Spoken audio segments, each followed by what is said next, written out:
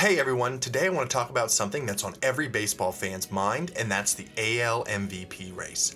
Now I know a lot of people are hyped about Aaron Judge and his 51 home runs. It's an impressive number, no doubt, but today I'm here to make the case for why Bobby Witt Jr. actually deserves the MVP over Judge, and it goes far beyond just home runs. First, let's talk about those home runs. Aaron Judge's 51 dingers are a headline grabber, but context is everything. Judge plays half his games in Yankee Stadium, and yes, Yankee fans, this matters. One of the most hitter-friendly parks in the league, especially when it comes to home runs, because if Judge played at Kauffman Stadium, like Bobby Witt Jr. does, he would only have 38 home runs. That is nearly 15 less than what he has now. It's Yankee Stadium that has that short right field that's perfect for Judge's swing, but it skews his numbers a bit. On the other hand, if Bobby Witt Jr. played in Yankee Stadium, he would only have about 5 more home runs than he currently does. That tells you something significant.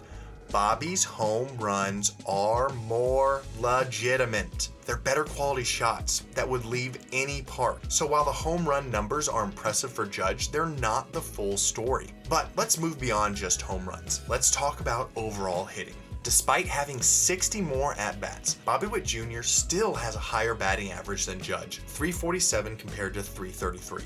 And yes, 333 for Judge is a great average, but it's not as good as Bobby's, especially when you're talking about the MVP race. Then there are the strikeouts. Judge has more strikeouts than Bobby Witt Jr., 135 strikeouts to be exact, compared to Bobby's 87. That's a massive difference. Bobby is simply a more consistent, reliable hitter, and that's a crucial quality for an MVP. Now, being an MVP isn't just about hitting. It's about the all-around game. Fielding and base running are just as important, and that's where Bobby Witt Jr. really separates himself. If you look at some of the advanced stats, Bobby adds a base running value of 4 and a fielding value of 12. Now, what does this mean? He has added 16 runs to his team, 4 being from his base running and 12 being from his fielding. And this is added to his team above the average major league player based on his skills on the field and on the bases. Now let's compare that to Aaron Judge. His base running value is 0, and his fielding value is actually negative at -4. Judge has cost his team 4 runs by being in the field and 0 runs by base running. And these kinds of things are what separates the MVP when you're coming to voting. Now, currently, they are very close in WAR. I admit Judge does slightly lead by about 1 point, but there are still 32 games left, and this race is far from over.